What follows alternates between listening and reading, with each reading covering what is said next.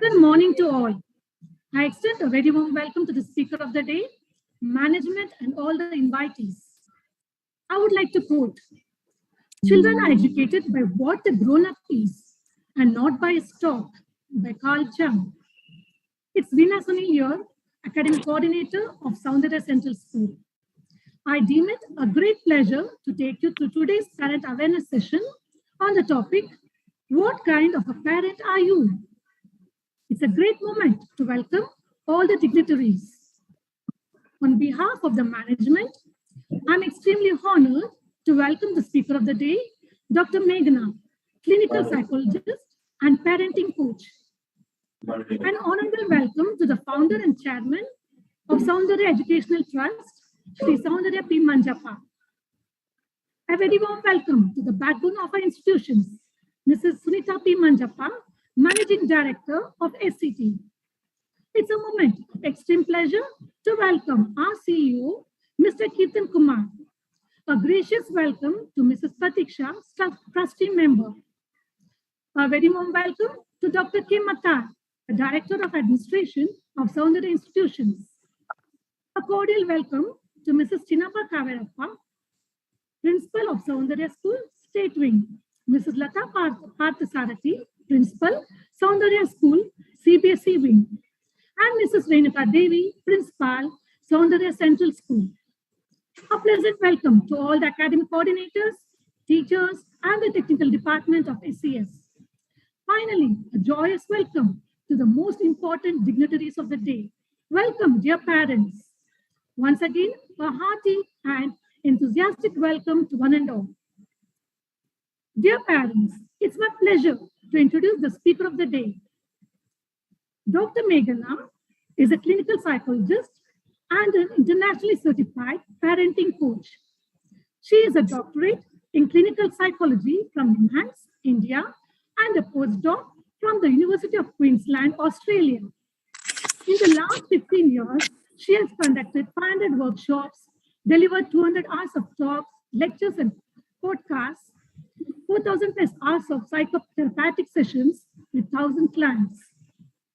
She educates parents on practices in positive parenting through her YouTube channel and Instagram handle, both of which go by the name The Therapist Mommy. She is the host of the recently launched podcast Big Talk about tiny humans, India's first research-based podcast by parents and educators. She has recently launched Rising Family Academy, an online community of parents that aims to transform parenting by helping 1 million parents raise children with emotional intelligence. Now, let me invite Dr. Meghna to take over the session. Dear parents, before we start the session, I request you all to type concerns and questions in the YouTube chat box, which will be forwarded to the speaker during the question answer session. Meghna ma'am, the screen is yours. Namaskar and thank you everyone. Thanks to Veena ma'am and the entire Soundarya Educational Institute. It is my honor to be here and to talk about something which is very close to my heart. I've dedicated the last 15 to 20 years of my life to mental health. And so in the last few years, I've realized the importance of parenting education. So this is my little humble attempt to familiarize you with practices in positive parenting. And today, I'll be talking about just a little bit of part of the positive parenting. What kind of a parent are we? So research talks about, I basically have been an academician throughout my life. And I don't just talk about parenting in terms of what's worked with me. I have 2 young kids, and it's not just I propagate what works with me should work for you as well. But what I do is I bring research which is not ordinarily available to the general public. I simplify it and I present it in all my YouTube videos, in all my workshops, and in all my talks. So today also, this is what I'm trying to do. I have a piece of research, a piece of evidence which has been found, in numerous studies throughout the world and in India. And I'm presenting to you today what research has found about the different styles of parenting. So whatever I talk today is not because it's based on only my clinical experience. It's also based on my clinical experience, but most importantly, it comes from research within the Indian context, research on Indian parents, research on parents like you and I. So my attempt in presenting this to you is that we all learn a little from what research tells us and how we can sort of incorporate that in our everyday life in our parenting journey. Okay, so yeah, so I'll be talking about the 4 different styles of parenting, which is validated by research. And mostly 2, there are many, but I'll be focusing on 2 strategies that you can immediately adopt to become a more effective parent.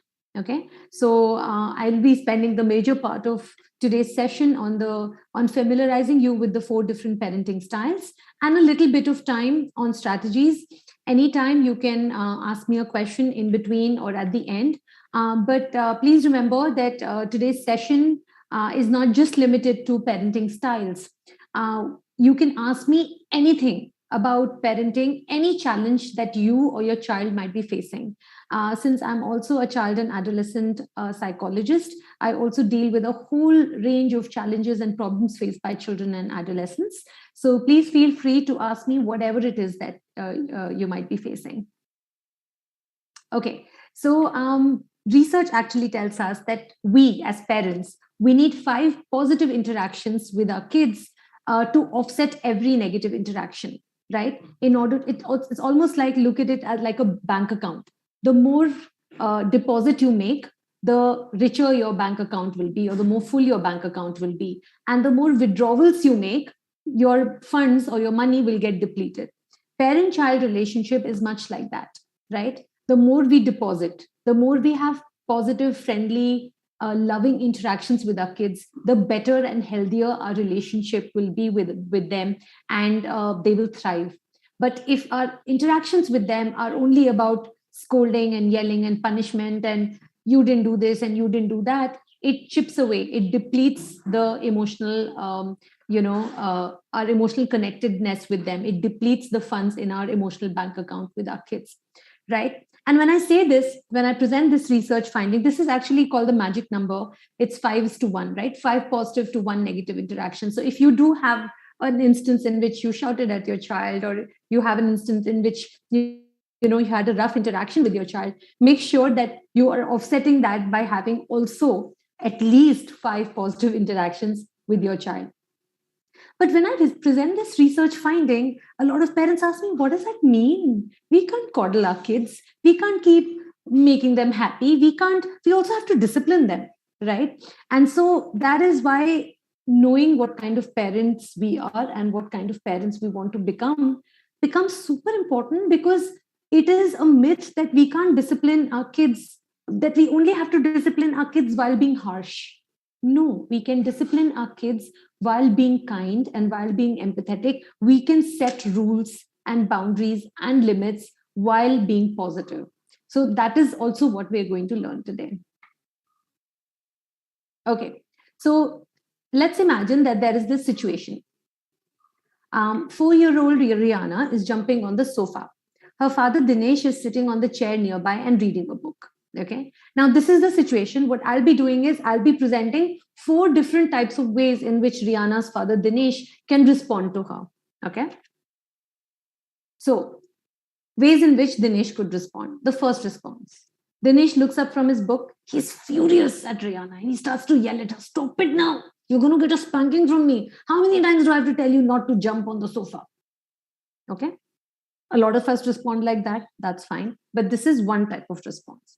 The second type of response that Dinesh could probably give: he puts his book away, he laughs at Rihanna and says, "Oh my God, look at you, so much energy, so much fun." He also starts jumping up and down. Rihanna's jumping up and down on the sofa. Dinesh, her father, starts jumping up and down on the floor. Okay, that's the second kind of response. The third kind of response that Dinesh could give: he just looks up briefly from his book and he mostly ignores what Rihanna is doing. He gets back to his reading. Okay. And the last way in which Dinesh could possibly respond: he puts his book down.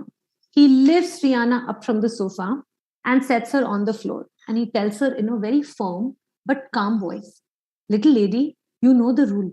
No jumping on the sofa. I know you have lots of energy. Let's go outside and see how many times you can jump outside without stopping." Okay. So these are the 4 different kinds of response that any parent, like in this case Dinesh, but any of us could give, right? Now, I want you to keep in mind the one response that you most identify with. What are you most likely to do? Okay, just keep that in mind. Don't share that with anyone. Just keep that in mind. What do you most identify with response 1 or 2 or 3 or 4? What are you most likely to do in most of the situations? Okay, all right. So now I'm going to present to you the 4 different styles of parenting which have been validated by research. That means all the different ways in which we discipline our kids, in which we bring them up, in which we raise them, is usually also reflective of how we were raised, how our parents raised us, right? And these 4 different styles, I will discuss each and every. What does each style mean? What do we do in each and every different type of parenting? And then we will come back to this Dinesh and Rihanna example. Okay. So the first type of parenting or the first type of style in which we raise our kids is authoritarian, right? This is mostly how a lot of how we were raised. Yeah, like my dad was authoritarian, right? An authoritarian parent is the one who sets strict rules, has high expectations of the child. They expect complete obedience, like do not argue with me. मैंने कह दिया तो कह दिया, like I've said it, I said so. So I set the rules and you're supposed to obey me without asking me any questions. Okay. They do not engage in open dialogue. What does this mean? This means that if I want to say, as a child, if I want to say that, but Papa, but I know you said no, but at least listen to me. I think like this, he'll be like, no, absolutely not. I have said so, right? So they don't want to engage in any kind of open dialogue. They do not want the kids to express their own ideas and opinions. And even if they do, they will still think that their opinion prevails, right? That their opinion is the most important one or the most correct one. Okay. Authoritarian parents are usually harsh on discipline. They would use usually methods such as hitting their child, spanking their child, using methods like giving a timeout. Timeout is basically sending the child to the punishment corner or yelling at the child, right? And this type of parenting style is not nurturing and warm. Okay, so that's the first style, the authoritarian style. Let's look at the other 3 styles. The second style of parenting is called permissive. Permissive is a permissive parent is a parent who does not really set many rules. Their basic aim is to just have fun and enjoy with their child. They're very nurturing and caring, no doubt, but they set very few consequences for the child. What are consequences? Consequences means that if I tell my child, see, you're not allowed to touch the remote control when mama is not here, okay? If I find you touching the remote control, beta, I will have to take away your screen time for the next 2 hours or something like that. So that's a consequence here. So a permissive parent does not set consequences, does not set rules only to begin with, has few expectations of their children, always gives in to the child's wants. And I would like to point out a lot of us, these, even though these 4 parenting styles are distinct parenting styles, but a lot of us can become permissive sometimes, can become authoritarian or authoritative sometimes. So it's not like we don't keep switching, but try to think of, as I go over the characteristics of each type of parenting style, think about which is the one that is applicable to you in most of the situations. In a few situations, you might become either or, right? But in most situations, which is the parenting style that is applicable to you? Okay. Now, a permissive parenting style is a permissive parent is also the parent who is very lenient, as you would have guessed by now, and is responsive to the child's needs, but is not at all demanding of the child's needs. Okay. Okay. The third type of parenting is called uninvolved or neglectful, which means they are not usually involved in their child's life. A lot of us also had mostly fathers who were like that, because they're too busy with work. They have no, they, it's like, right, in the previous generations, you would hear about parents, usually fathers, who would not even know which class their child is in, right? And of course, now the trend is changing. Of course, parents, fathers are also very involved and hands on. But it was not unheard of that the father has no idea or the parent has no idea what is going on in their child's life. So that is really an uninvolved parent who does not set rules, who does not show care and warmth, who has little expectations of the child, is neither responsive, is not demanding, and is basically indifferent to the child's needs. Okay, so that's an uninvolved parent. And let's come lastly to the fourth style, and it is called authoritative. Do not confuse it with the first style that I was talking about. It is authoritarian, the first style. This is authoritative with a V. So remember it with a V. Okay. The fourth parenting style is called authoritative. Now, what is this parenting style? It is a very good balance. Balance between what? Balance between demanding from the child, like, you know what, I have high expectations of you. I want you to do this, whatever, having high expectations of the child, but also being nurturing, but also being warm, not using harsh discipline, setting rules. An authoritative parent would set rules, would have fair amount of boundaries and limits, would discipline their child, but their disciplining will not be harsh. Their disciplining would be very fair and just and consistent. Consistent means that it's not like one time I'm punishing my child severely and the other time I'm saying, oh, it's okay. No. Consistency means in parenting, in disciplining my children and approaching my children, I would have the same set of rules, right? And I would involve my children in setting those rules, and I would have consequences if my child is not following those rules. Okay, so this is an authoritative parenting style in which you would allow your child, you would give space to your child to express themselves. So you would typically say something like, you know what, I understand that this is tough for you. You're preparing for the maths test. Tell me more. What are some of the challenges that you're facing? Instead of saying, nahi, you have to do this, I don't care, right? That is a very authoritarian kind of a approach. Authoritative kind of an approach is a more democratic parent, but is also setting rules. So they would allow their children to express their ideas and opinions. They would have high expectations of their child, but they would also be very warm and nurturing and empathetic. Okay. So what are the four different types of styles that let's just recall the names. The first one is authoritarian. Yeah. Strict rules, obedience, high expectations, and harsh. Permissive is, little, no rules, almost little expectations, very warm, very nurturing, very caring. Uninvolved, no rules, no limits, and no warmth and no care, also very little expectations. And finally, authoritative, which has high expectations, but also rules, but also warm and loving and caring. Okay. So I hope you're able to identify in your mind your own predominant parenting style.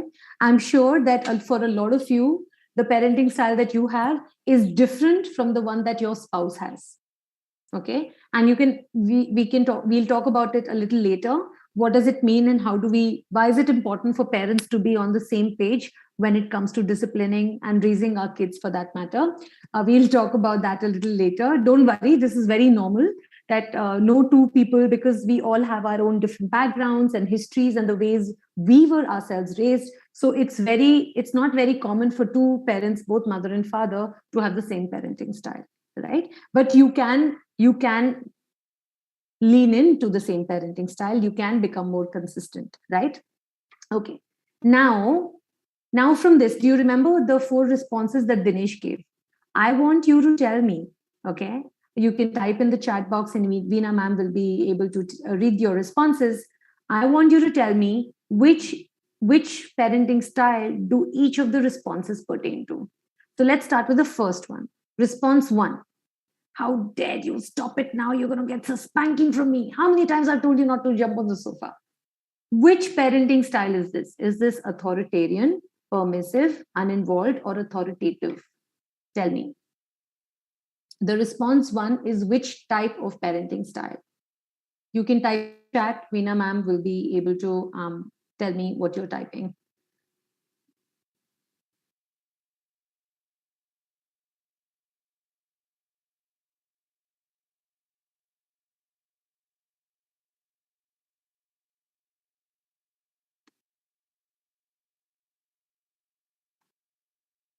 I can see some people are responding. Authoritarian, authoritative, response. Okay. Response 4, we're talking about the first response. Response 1. The response 1 is actually the first parenting style that we were talking about, the authoritarian, yeah, which had lot of rules, but very harsh and a lot of expectations also, but not very warm and nurturing towards the child. Okay. Now let's come to response 2. Tell me which parenting style is response 2, right? Is it authoritarian? Is it permissive? Is it uninvolved or authoritative? Which one is it? Let me see your responses. Permissive. Yes, absolutely. Permissive. Yes. Okay. Everybody gets permissive, right? Okay, great. Okay. All right. Response 3. Response 3, is it authoritarian? Is it permissive? Is it uninvolved? Or is it authoritative? Response 3. Very good. Okay, great. All of you are getting it right. It's uninvolved, right? And by default, then response 4 is? Response 4 appears to be the most balanced response. Why is it the most balanced response? It is the most balanced response because look at what the father is doing. Unlike in response 1, he's not just saying, hey, what are you doing? You listen to me. You don't know this. I'll spank you. He's not threatening. He's not shouting at the child, right? He's not showing his anger. Okay. He is setting a boundary. He's setting the rule. He's saying, beta, no, you cannot jump on the sofa. But he's saying calmly, he's saying that calmly and yet firmly. And that is super important. The way we talk, whether we talk to our manager or our spouse or our in-laws or our kids, the way we communicate a point is very important in how the receiver is receiving our message. When I'm saying the same thing firmly but calmly, it has a much more effective impact on my child than when I'm shouting and screaming. Why does it happen? This happens because when I'm screaming and when I'm yelling, typically, imagine that somebody's yelling at you. Imagine your mother-in-law is yelling at you. Imagine when you were little, imagine your teacher yelling at you. Imagine at work, your colleague or your manager screaming at you. What happens when people scream at us? We get scared. That's what happens. And we are doing whatever we are doing out of fear, right? And that's not what we want our kids to do. We do not want them to learn the lessons that we are trying to teach them, to imbibe the values that we are trying to inculcate in them. We don't want them to do it out of fear, because the moment we are not there, they will start doing the same thing because we are not there, so they don't feel that fear. So fear-based parenting is not a good idea because it falls flat on its face. Fear-based parenting does not help our kids learn the lessons that we are trying to teach them. It might work in the short run, in the sense your child might end up, in this case, Rihanna might, get off from the sofa because her dad is screaming at her. But what will happen when the dad is not home? Rihanna knows, my papa is not at home. Let me jump. How will he know? It's like that, right? Whereas response 4 is the correct balance between setting a boundary, setting a limit, or in this case, reminding the child of the rule. Little lady, you know the rule, no jumping on the sofa. And then what does he do? But he's also empathetic. He's setting the rules with empathy. What does empathy mean? Empathy means that He is responsive to what his child needs. What does his child need? His child needs to jump, right? His child has so much of energy that she needs to jump. She needs fun.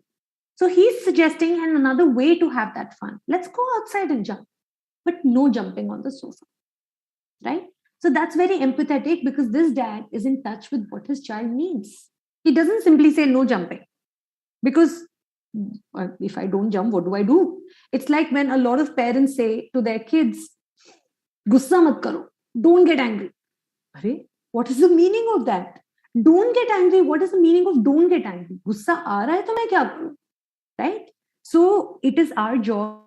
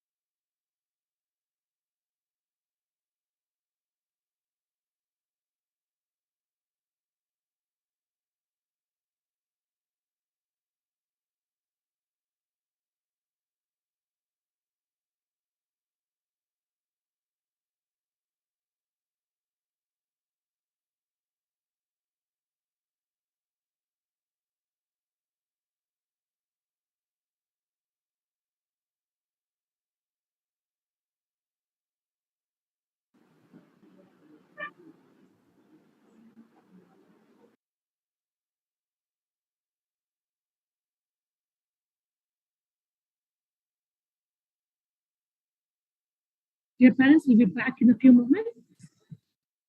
Yes, we'll be back in a few seconds.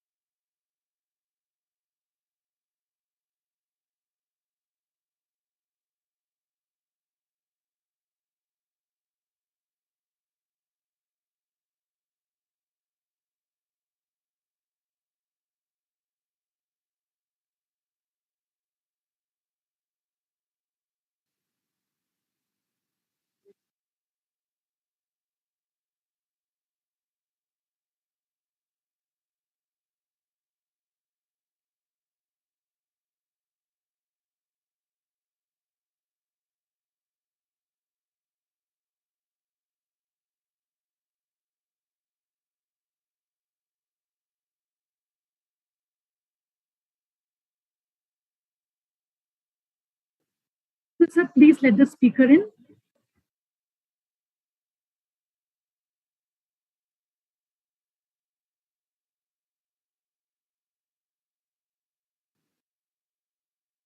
Sir, speaker is waiting. I'm really sorry. There was a power It's cut, okay, ma'am. It's unexpected okay. power cut. Okay, I'll resume from where I left it. Just 1 second.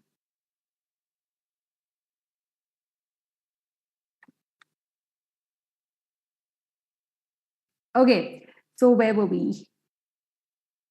Right. We were talking about why an authoritative parenting style, which is, highlighted by response 4. Yeah. Setting limits with empathy and talking in a firm but calm voice is important, right? Okay.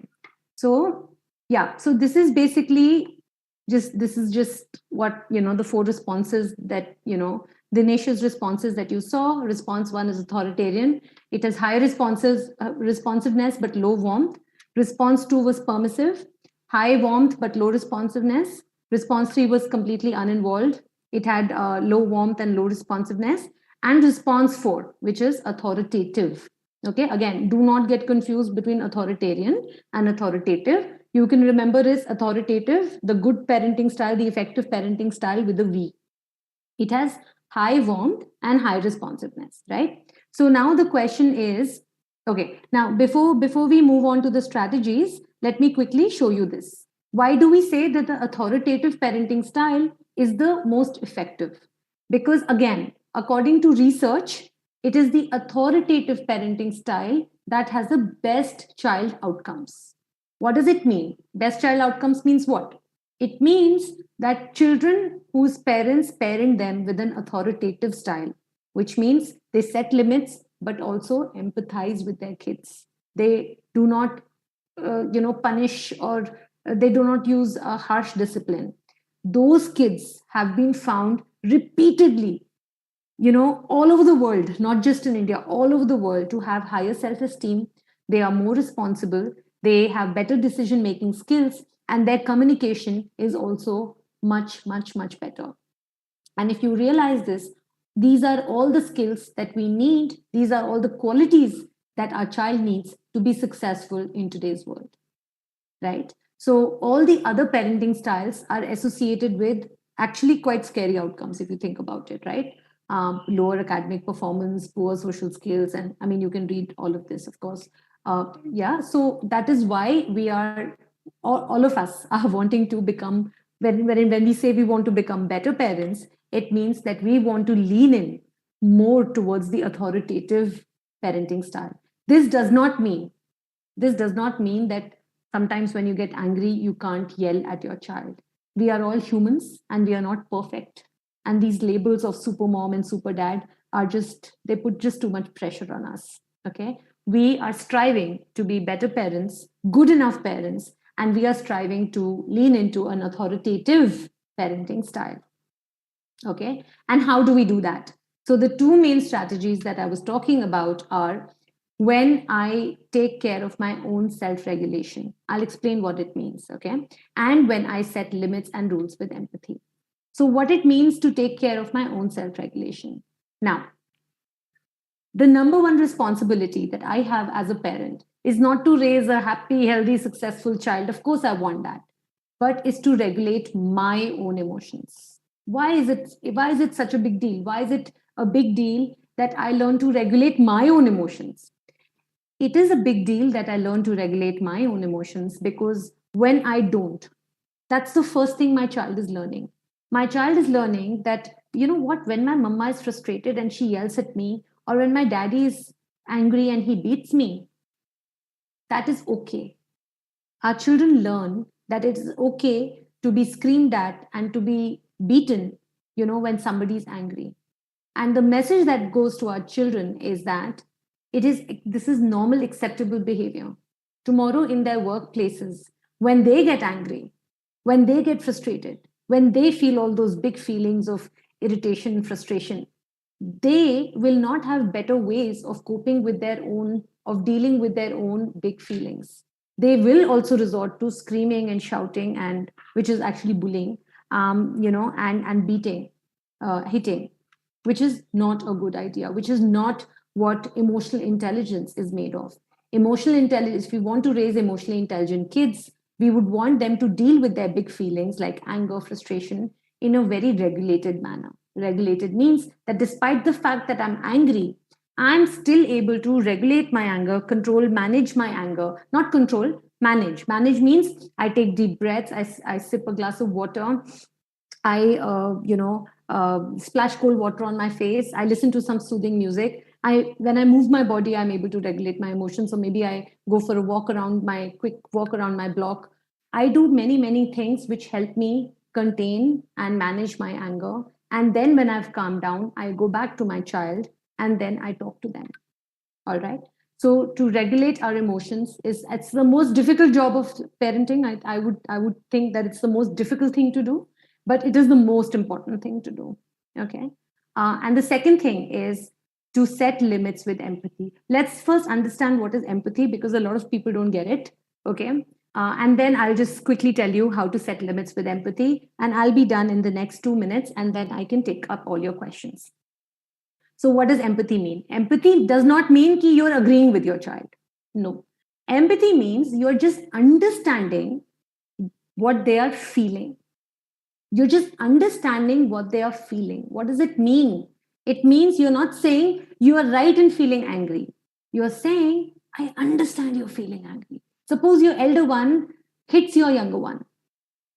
How can I be empathetic? I will obviously scold my younger one. How dare you hit the younger one? Kya karte rehte ho? This is what you do all the time. No. I will still empathize with the feeling. See, all feelings are okay. All behaviors are not okay. I will empathize with the feeling. Oh, I get it. You're angry. I understand that. But no hitting the town. We don't do hitting in our house. So you empathize and you empathize with the feeling, but set limit with the behavior. Okay. All of our feelings are okay. And this is a very this was not taught to us when we were growing up. We were taught that anger and frustration and irritation and jealousy are negative feelings. There's nothing negative about them. They're the most natural, healthy, I would say, feelings in the world. There's a reason why these feelings exist, why nature has given us these feelings. Why do we feel anxious? Why do we feel sad? There's a reason for it. So these are not negative feelings. They are big feelings, yes, which we need to learn to regulate, yes. So when we offer a safe space to our child through empathizing with their feelings, we are that's what we are doing. We're helping them regulate these feelings. You're so mad at your brother. I get it, but no hitting.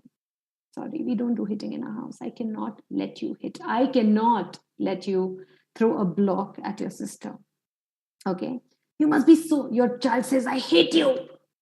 And you're like, oh God, this is so pissing off. But what you say to your child, you obviously, the first step, you regulate your own emotions. Yeah. You calm down first, you work on calming yourself down. And then you say, you must be so upset to talk to me that way. Yeah. We can make this better. Yeah. Let's start over.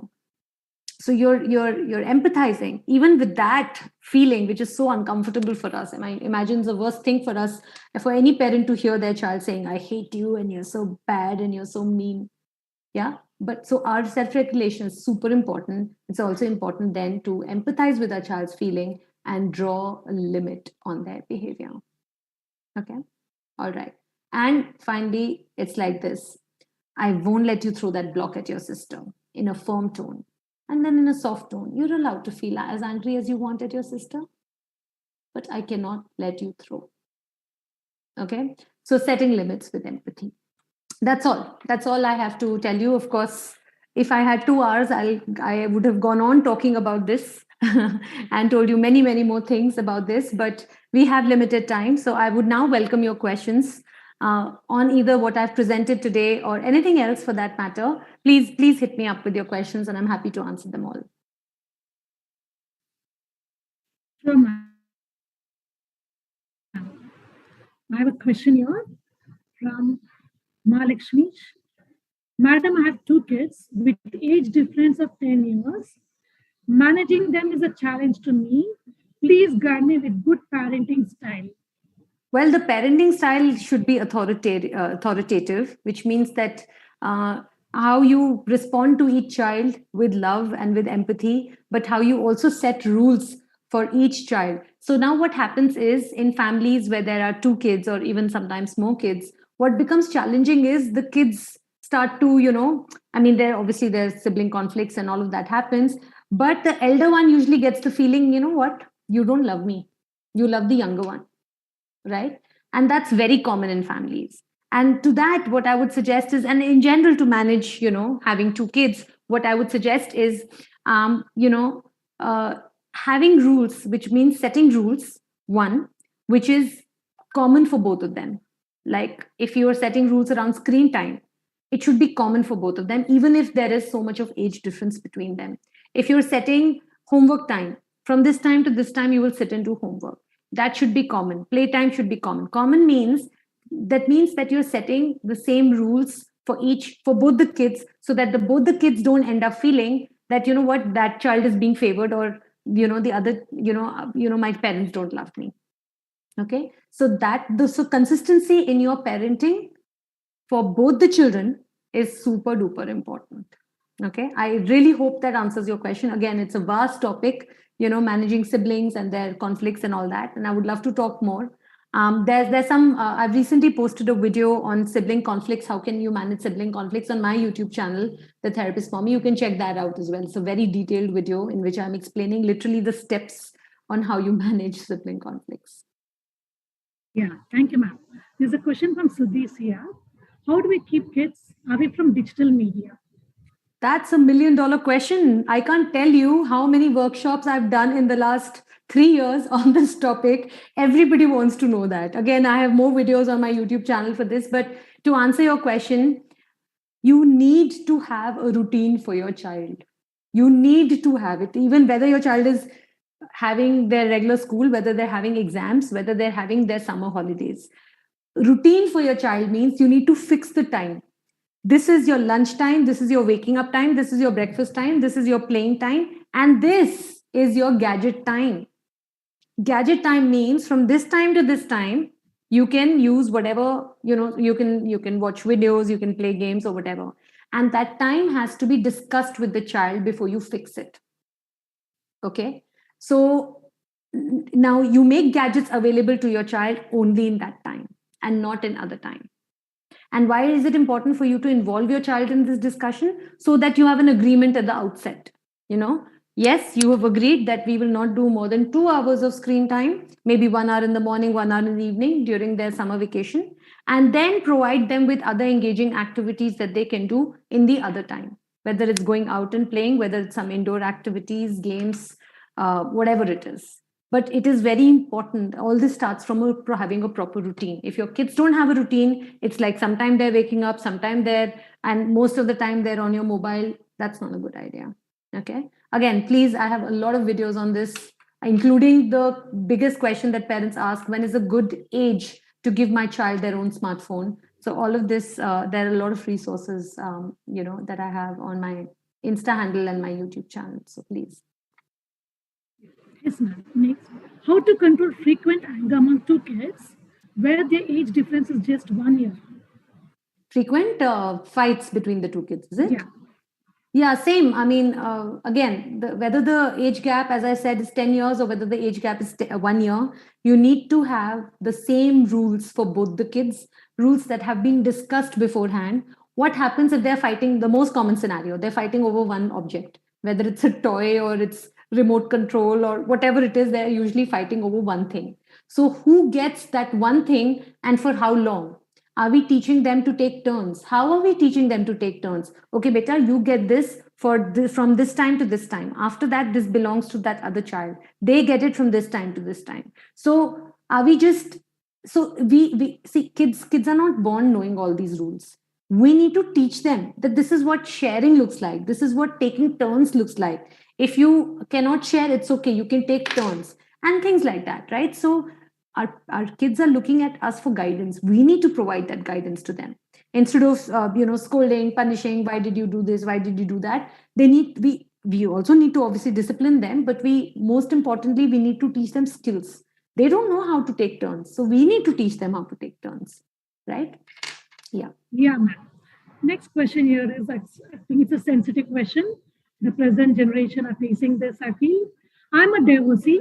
How do I make my son face the society when questioned about his father? How should he respond? I think that's a very good question. I'm glad that you're asking this question in this forum. I think there is, even though society will have you believe that there is something to be ashamed about your status, there is nothing to be ashamed about it. You need to first convince yourself. Your mindset has to be such that, you know what, even though I'm a divorcee, I will hold my head high and walk confidently in the world.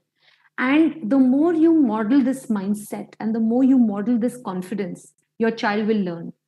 It's almost like, uh, your child saying, I'm the son of a divorcee, so my parents are divorced, so what's the big deal, right? So it's almost like you need to raise your son to believe that there is nothing wrong and shameful and problematic with being raised by a single parent. There is nothing wrong. And I know that sometimes in Indian society we idealize parents staying together. The woman should bear all the whatever, and she should stay in the marriage no matter, even if the marriage is abusive, for the sake of their children. That is all, in fact, not only is that patriarchal, not only is that wrong and problematic. Research shows that children who are brought up, who are raised in unhappy families, where they see their parents fighting day in and day out, actually have poorer mental health. They actually don't end up being as successful in life as compared to children who are actually raised in single families, because at least they're seeing their parent happy. Please remember this one golden rule to life. If you are happy, only then your child will be happy. You cannot raise a happy child if you're yourself unhappy. There is nothing ashamed about your marital status. Wear it with pride and walk confidently ahead in the world. Your child will learn.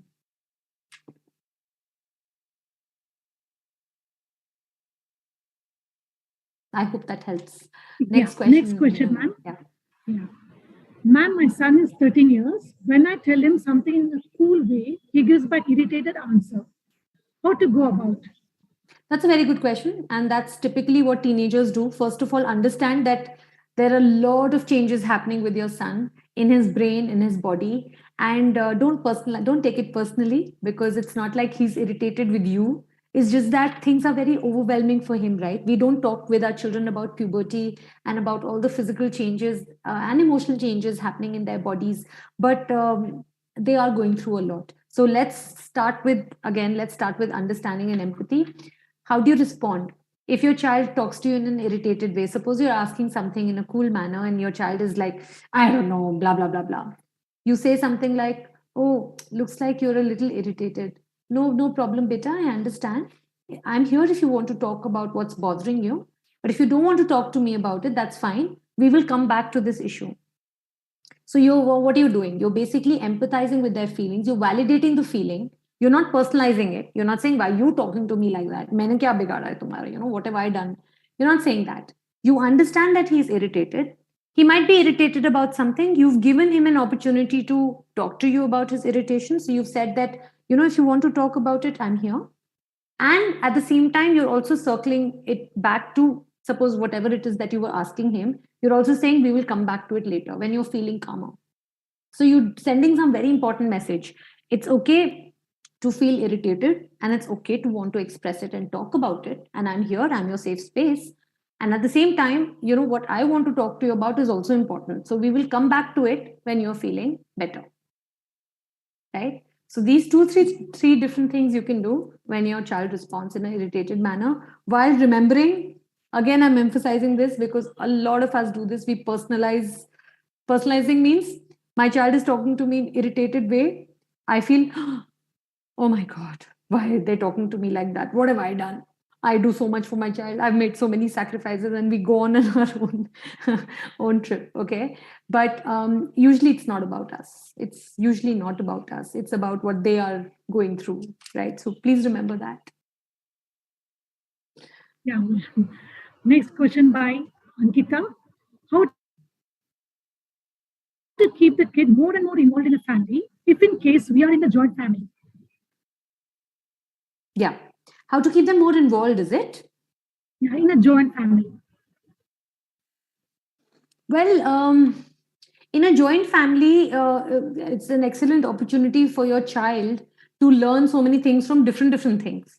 From their grandparents, they can learn particular skills. If the grandparents are more into spirituality or into hobbies like gardening, they can learn that from them. So I would encourage you to talk to your child about how they can identify one thing that they like in each family member. And suppose they say, I like that my granddad does gardening, suppose, just a hypothetical example. And you say, okay, tell me, beta, how would you learn that from him? Or how can So you're giving your basically the message that you're sending your child is that even though we might have our differences, and of course in joint families differences do come up, that's okay, because you still, each member is unique and you still can learn so much from each member. That's what I would do, right? I would tell my children this is their good quality, how, or identify any good thing that you like in that person and make an attempt to try it, to learn it yourself. That's what I would do. Yeah. How to keep, okay, this is a question from Suganya. My daughter is 12 years now. She is addicted to mobile and laptops, and I told her in a calm voice to avoid the same. And also, as an authoritative, also as a parent, but I am confused and I'm worried how to approach her. Okay, so you've told her in a calm way, so kudos to you for that, because it's something that all of us can get irritated about. What you need to do is call a family meeting in which there are all the members of the family present. And you need to say, without singling out your daughter, you need to say, you know what, as a family, we're facing one challenge. The challenge is we're having too much screen time. And we as a family want to be able to regulate our own screen time. So let's discuss ideas. Okay. So in that meeting, you're discussing how each one of you, okay, will reduce your own screen time. I know you're saying that the problem is with your daughter and not with you, but there are some issues for which kids don't like to be singled out, and this is screen time is definitely one of those sensitive issues. Okay, so avoid singling out your child, and then you sit and you make a family rule. Okay, the family rule will look like this. Beta, in your this is your summer vacation, and we see that you're always on your mobile. Let's look at ways in which you can cut it down. Okay, the family rule would be, we will all use screen time, to watch videos or whatever it is we are doing from this time to this time. Agree on that family rule. For example, for your 12-year-old, it could look like your screen time will be 2 hours in a day, this time to this time in the morning, and this time to this time in the afternoon, after you finished your homework. And then, so you're discussing this. So your daughter will say, no, 2 hours is too less. What is this? I want more. So then you negotiate. What is negotiation? Negotiation is, suppose you think it should be 2 hours. Suppose she thinks it should be 3 hours. Suppose, just an example. So you negotiate, which means that you present your side of the argument, give her the opportunity to present her side of the argument, and you agree on a common rule. The common rule could be 2.5 hours per day, for example, just hypothetically. By negotiating, you are teaching your child a very important skill that they will use much later, even in their workplace or even with friends. You're not teaching them, no, I said so. You're not doing that. That's very authoritarian parenting. Remember, we talked about it. So you're saying that, yeah, I understand you feel like, you feel tempted to watch videos all day. But of course, that's not very good for a growing brain like yours. And so we need to put a cap. I will also put a cap on my screen time, because obviously kids learn through modeling. They will not learn to give up their mobile if we are the whole day on our mobile. That doesn't work, right? So in the family meeting, you're discussing this rule. You're agreeing on the rule with your child. And you're also doing one more very important thing. You are also discussing if she breaks the rule you've decided after negotiation, it's 2.5 hours per day, for example. Okay. If she breaks the rule, what will be the consequence? You're also discussing that in the same meeting. Don't leave the meeting without discussing this, right? You're discussing, if you exceed 2.5 hours, what should we do? And invite her responses. Usually a very effective consequence that you can agree upon with your daughter is, suppose you exceed the limit of 2.5 hours, the agreed upon limit, that same amount of time, suppose you've exceeded by half an hour, that same amount of time will be deducted from your screen time the next day. That's the consequence. Okay. So all of this discussion has to be had prior, beforehand, not at the time when your child is glued to the mobile, because they're not even listening to you. Okay. I hope this helps. Great guidance, ma'am. Next question. My daughter is a bit introvert and she hesitates talking with others. How can I train her to open up and become a social person? So my heart goes out to you, because this is a very, very common complaint. Again, I've just made a video on my YouTube channel on bringing out the best in your introvert. So see, you have to understand that you cannot change your child's personality. Okay. She's an introvert, which means she's not an extrovert. You cannot interchange them. You cannot make an introvert extrovert. You cannot make an extrovert introvert. That doesn't happen. Personality, our personality, no, is biologically based, right? You cannot change a person's personality. But what you can do is help her give, firstly, you have to understand what introverts are. Introverts are people who derive their energy, right, from just one-on-one, fewer people and fewer quality interactions. They don't like to be surrounded in big groups. So offer her opportunities. You want her to, I understand you want her to make friends, and but you have to understand that introverts will never have, say, 10 close friends, right? They will have few friends, but those few friendships they will nurture with all their heart. So, how can you provide an opportunity for your child to nurture those few friendships? And it's okay to have few friendships. It's not like she has to go out and be friends with the whole world, right? How can you nurture those few friendships? You can maybe organize play dates, have the few close friends, one or two. Actually, for introverts, the smaller the group, the better. So, one-on-one or two-on-one interactions are best for introverts.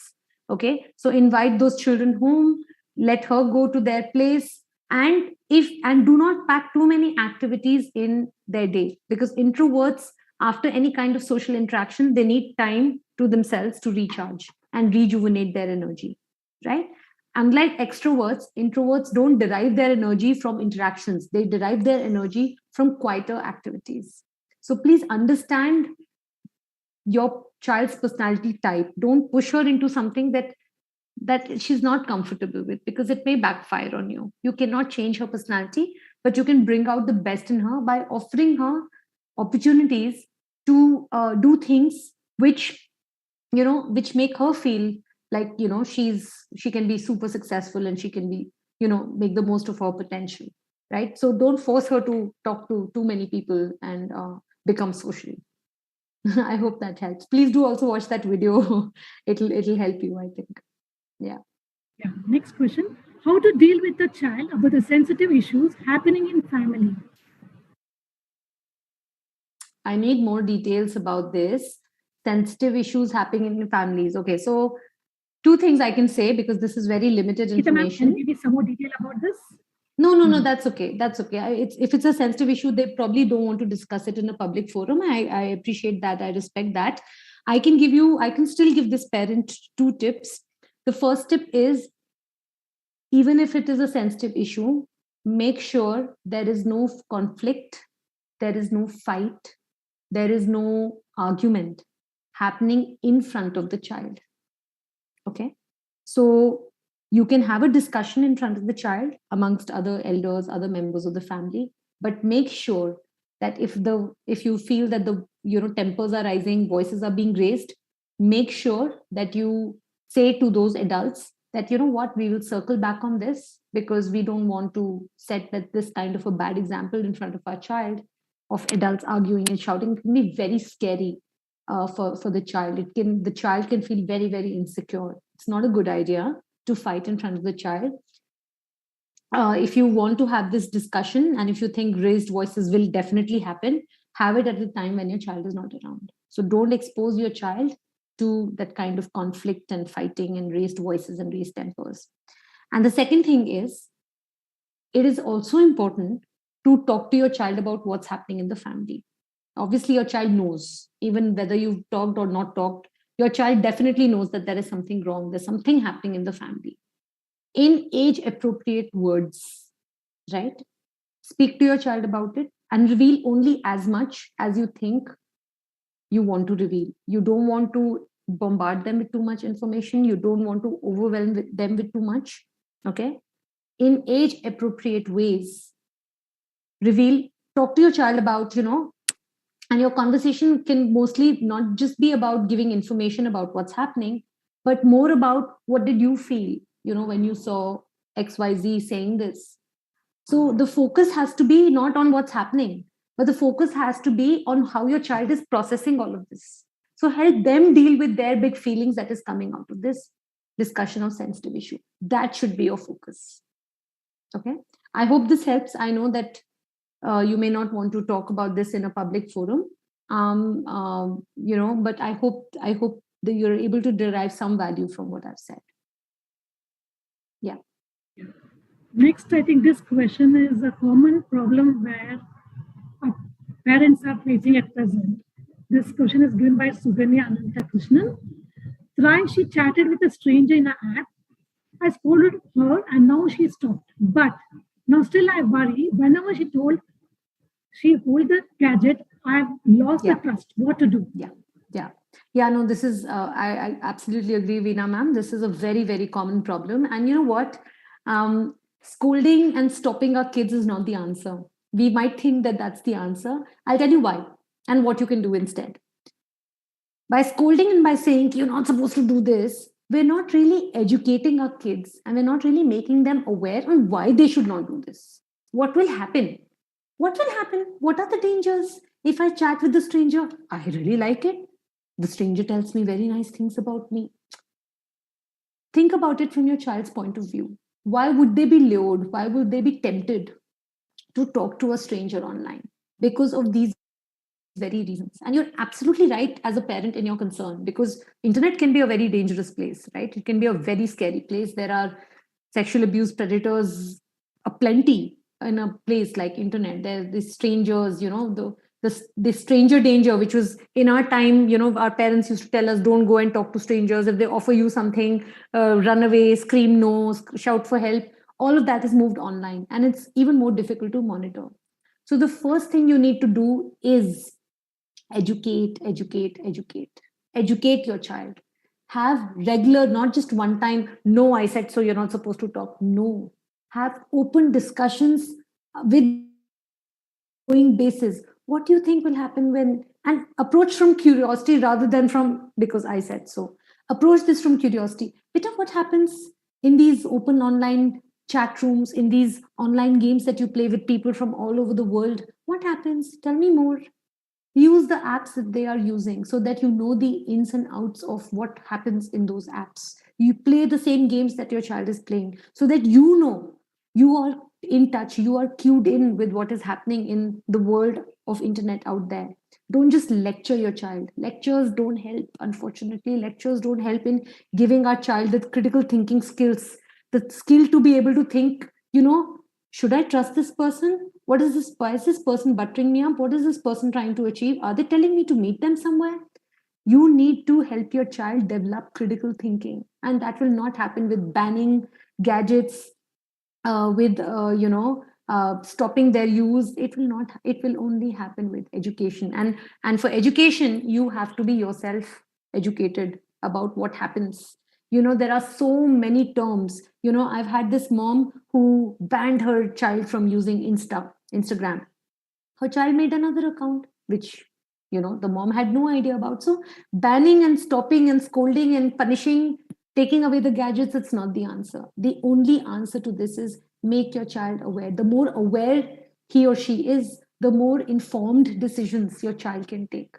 Have regular ongoing conversations about this. Talk to them. What do you think will happen if a child does this? Has anything happened in your school about this? What apps do you use? What apps do your friends use? Okay, throw like hypothetical situations at them. What do you think will happen if I do this on Facebook? If I make friends, don't say that you will make friends. I make friends with a unknown person. What's the harm? So what? They're only on my friends list. What do you think will happen better?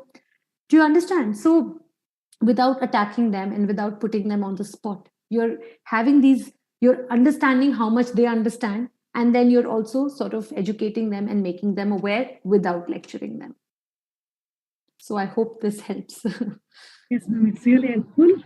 And the next question, I think we all are in need of this answer, I feel, from Hemakant Avaskar, sir.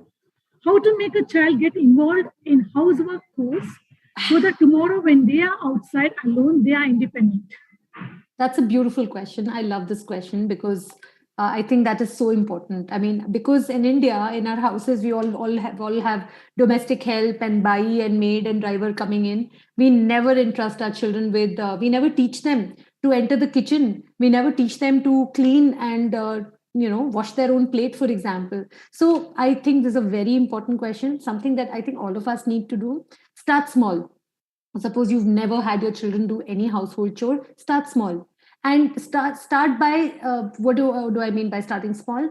Just you are doing something, just tell your child, can you please come and stand with me while I talk to you? I want to talk to you about something. So you're washing the dishes, imagine, or you're doing laundry, or you're doing cleaning of your house. Just don't tell them what to do, just involve them in conversation and gradually just say, would you please just hold this for me for a minute? Would you please just do this for me for a minute? So just do that if you've not done anything before. But gradually, what you need to do, gradually, as you start involving them in what you're doing, gradually what you need to do is start telling them, okay, mama has to do this and mama has to do that also and mama has to do that. Oh god, is there something that you can take up for me, beta? Is there something that you can help me with, beta? Okay, so give them a choice, right? Give them a choice in a way that they understand that by doing that, suppose, can you please play, keep all the, can you set the table, for example? Can you set the table while mama is finishing this, cooking this bindi? Okay, so what the message that you're giving out is, you're so kind in helping mama in sharing the load. It's very kind and generous of you to help mama in sharing the load. Okay, and thank you so much for doing that. Oh, you've done such a good job of setting the table. See how nicely you've arranged the glasses, right? So it again, it does not happen with when you say, "Arey, itne bade ho gaye ho, abhi tak ye bhi nahi aata." It doesn't work. I know we've all heard that from our parents, yeah, but it doesn't work because you're not motivating your child to take up more, right? Again, you're instilling just fear, and as we've learned, fear doesn't work. So start small, include them in every day, include them in some little thing or the other, and as you go along the line, have them choose what they would take up. So typically, this is summer vacations. My kids are like 5 and 7; they're still very young, and I always make a list of all the chores that I have to do in my own house, and I tell them, okay, choose any two that you want to do every day, any two, and they're happy because they feel that, Arey, I get to choose, so they feel empowered and they feel important. And of course, they can't do the job perfectly because so my elder one chose making her own bed. She folds her own sheet. She soothes out the bed sheet. She makes her own bed now. Okay, but when it started, okay, I had to come and help her because obviously she doesn't know how to. So instead of criticizing what she was doing, which she was actually doing a pretty bad job, because guess what, she's only 7. It was all teda meda and all of that. But instead of doing that, instead of going and correcting what she was doing, I would tell her, what do you think about what you've done?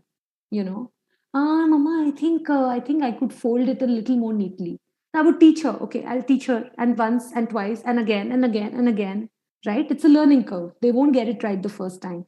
And it's okay. Be okay with imperfect jobs, right? If you're expecting your kids to do something, don't expect a perfect job, but help them improve. And that's how you do it. I hope that helps. And I hope all of you involve your kids in household chores. And make it fun. Don't make it feel like a chore. Make it fun. Like when I am washing the dishes in my house, you know what I do? I always put on music. Always. Because it's what I'm teaching my kids is, it's a boring, stupid job, right? But I'm turning into something fun. And that's what we need to do. So I really hope that in your summer vacations, in your kids' summer vacations, you involve your kids in household chores. Beautifully answered, ma'am. I think this answer is same for this question. Like the child is very lazy. He don't want to get even from his place. Always needs repeated instructions, even for his daily routine work. How to make the child active? Your First answer of all, answered here already. okay. Okay. So first of all, do not, no matter how tempted you are, do not call the child lazy, especially in front of them, or even to your partner or to your spouse. Do not, because it is not a very nice label to give to anybody. It's actually almost like an insult, right? I understand what you are trying to say. Trust me, I have worked with like hundreds and hundreds of families, and I get what you're trying to say.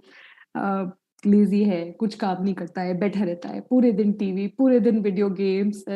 I get it. Okay, I get it. Again, look for ways in which you're not instructing, you're not giving out instructions and commands, and you're not a sergeant and your child is not a soldier, right? You think about it as you and your child are on the same team. Okay, so you're not saying ki, come here and do this or get up and do this. You're not saying that. You're saying, because that is like you're instructing the child, you're asking, what would you like to do to help mama? Can you please do this for me? I'm going to the market. Can you please help me because the bags are very heavy? And last time, see, I got blisters on my hands. Just 5 minutes. Just come. No, mama, I'm very busy right now. Please, mama. Okay, when would you like to come? I have to go to the market. Sabziyan to lani hai. When will you come? Okay, I'll come in the evening. What time in the evening? Come at 5. So you've taken a small, tiny commitment from your child. Anna, you've taken a commitment. Now at 4:45, you tell your child, remember, beta, you've told me you'll come with me. Remember, please. Okay. So that's how you do it. Okay. You do not label, you do not command, you do not instruct. Of course, that's how we were brought up, but that's okay. Today's kids, it doesn't work with today's kids. You get them to make small commitments throughout the day, yeah, throughout the week, and you get them to honor those commitments. And after they have honored that commitment, you know what you say? Thanks so much. That was so helpful of you. I'm really, it's so nice to see you helping me. It really makes me happy. Thank you so much, Peter. That's all. Meghna ma'am, last question for a tiny thought now. Yeah. Let me close up with this. Yeah. My son is 4 years old. He's very much aggressive. How to handle with him? Okay, so if he's aggressive, I would think that what is not important that he's aggressive. What is important is how you handle him when he's showing aggressive behavior. Typically, in families that I've worked with in this age preschool, where children are aggressive, usually it is because the parents are into that punishing mode. They are the ones hitting the child. They are the ones who are behaving with the child aggressively. Or they're the other extreme, right? Permissive, they're completely giving in to the child. So the child learns, oh, when I'm aggressive, I get all my needs and wants. So both the extremes are bad. Yeah, both authoritarian and being permissive, and of course being uninvolved is also bad. So what do? When your child is behaving aggressively, you set an immediate limit is, sorry beta, I cannot let you hit. Whatever your child is doing, throwing something, hitting, biting, whatever your child is doing, I can set an immediate limit. Ensure safety of your child and of whoever is around, right? I cannot let you hit. But I get it. You must be so angry right now. What happened? Tell me. I'll help you. Right? So you're looking at the behavior, which is aggression, and you're setting a limit with that. But the underlying, what is underlying? Why is the aggression happening? You're addressing the feeling. And what is the feeling? Why do we behave aggressively? We feel angry, we feel irritated, we feel unheard, we feel life is so unfair. Whatever we're feeling, these are feelings. And what do you do with feelings? We empathize with the feelings. And then we teach our kids what to do. What do I do when I'm angry? Right?